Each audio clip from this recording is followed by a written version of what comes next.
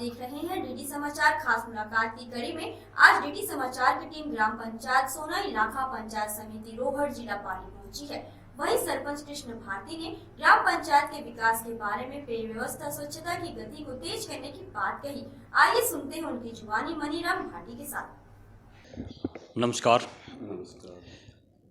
आज डीडी समाचार टीम पहुंची है ग्राम पंचायत सोना इलाका में और यहाँ के नवनिर्वाचित सरपंच श्री कृष्णा भारती जी से बातचीत करेंगे विकास के मुद्दों पर, क्या क्या मुद्दे हैं इनके और गांव में क्या क्रांति लाना चाहते हैं और विशेष जो कार्य जो ये करवा रहे हैं उनके बारे में पूछताछ करेंगे। तो सरपंच साहब, डीडी समाचार में आपका स्वागत है। धन्यवाद, नमस्कार। तो सरपंच साहब, मुद्दे तो बहुत से होते हैं जी। सड़कें हैं, पानी है, बिजली है, शिक्षा है जी। तो पानी, बिजली और जो सड़कें हैं जी, तो इनकी प्रोग्रेस कहाँ तक हुई है? वैसे प्रोग्रेस कोई नया कार्य तो 12 महीनों में नहीं हुआ है, सिर्फ नरेगा के अलावा।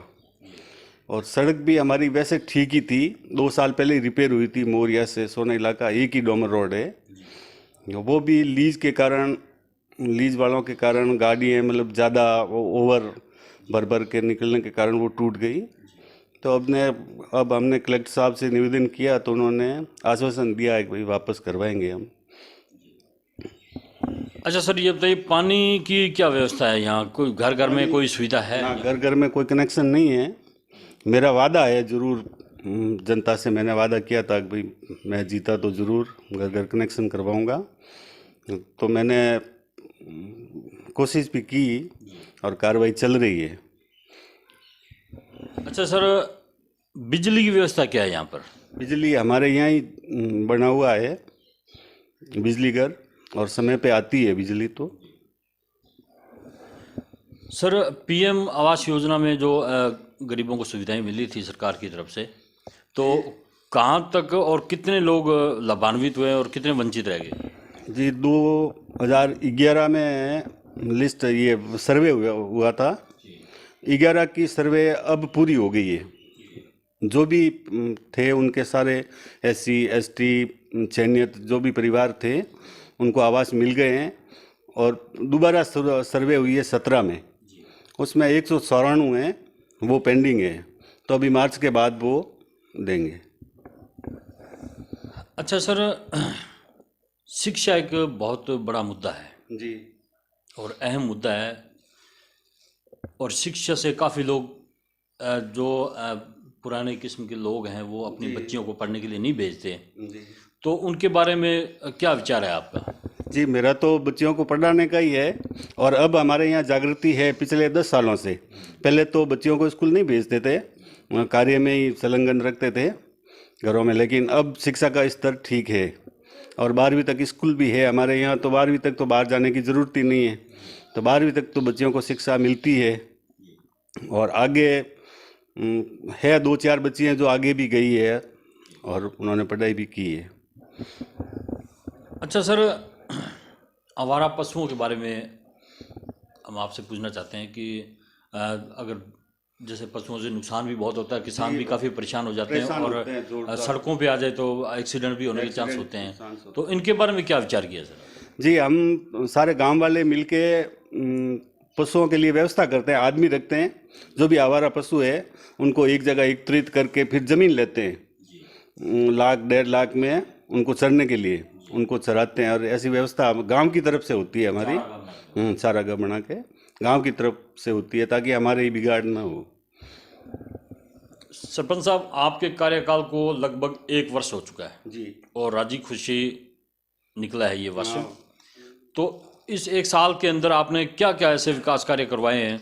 जी, ये तो पिछले 12 महीने कोरोना की भेंट चढ़ गए। नरेगा के अलावा दूसरा कोई कार्य नहीं हुआ है। कच्चे कार्य ज़रूर हुए हैं हमारे यहाँ, और 1-2 CC और लेटरिन बाथरूम बने हैं। और ये प्रधानमंत्री आवास तो है ही है, 35 बने हैं।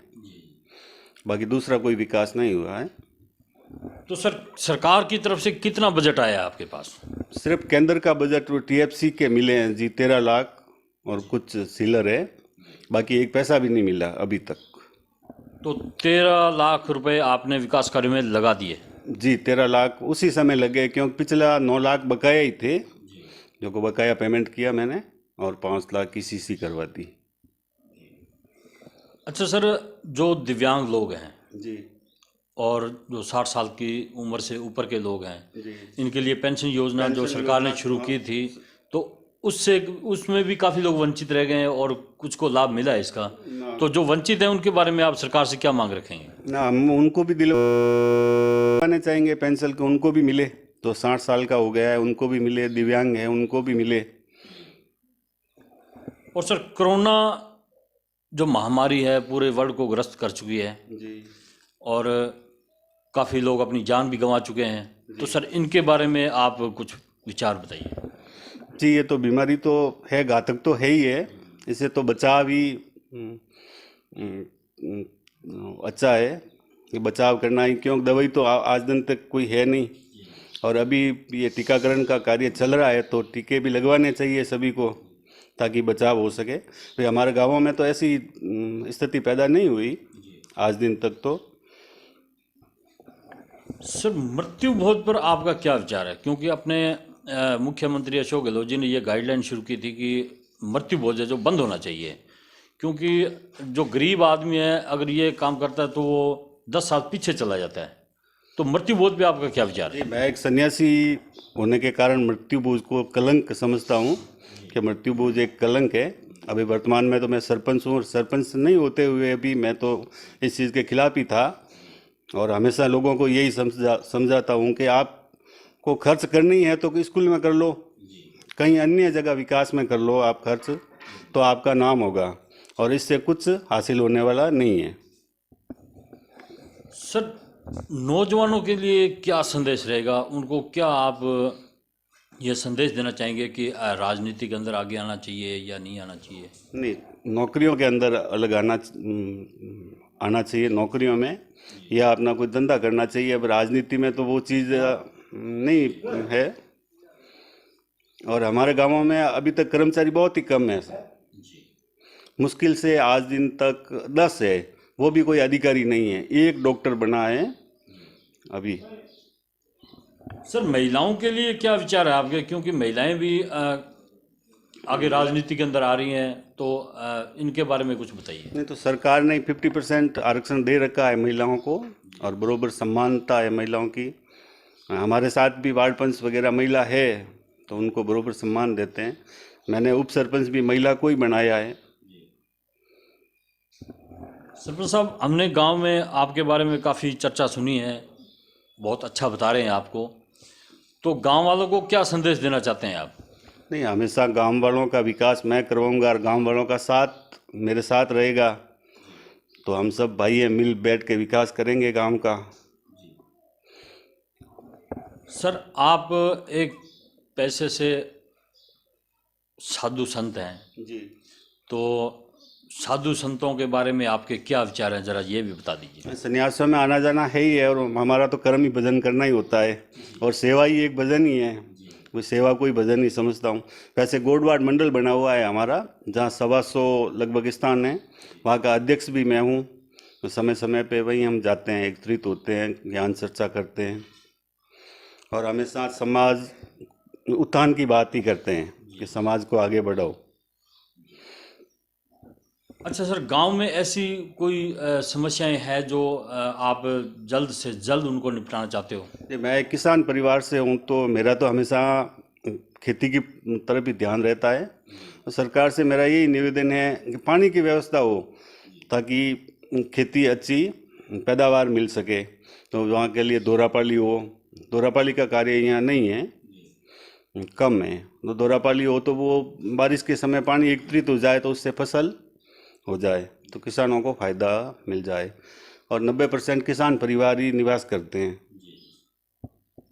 सर, किसानों से याद है, किसान आंदोलन जो है छिड़ा हुआ है, आप भी जानते हैं, दिल्ली के अंदर आज 2 महीने से। जी, तो जो 3 बिल सरकार ने पास किए हैं वो किसानों को मंजूर नहीं है, तो वो सरकार से आप क्या उम्मीद रखना चाहते हैं, और क्या सरकार से ये अपील करना चाहते हैं कि किसानों को कोई फ़ायदा मिले? सरकार ने जो बिल लाए वो किसान हित में ही है, और मैं वो बात अब राजनीति की नहीं करना चाहूँगा, लेकिन ये मीडिया है, इसके सामने तो राजनीति की बातें चल रही बातें चलती है तो मैं तो पक्ष में ही हूँ।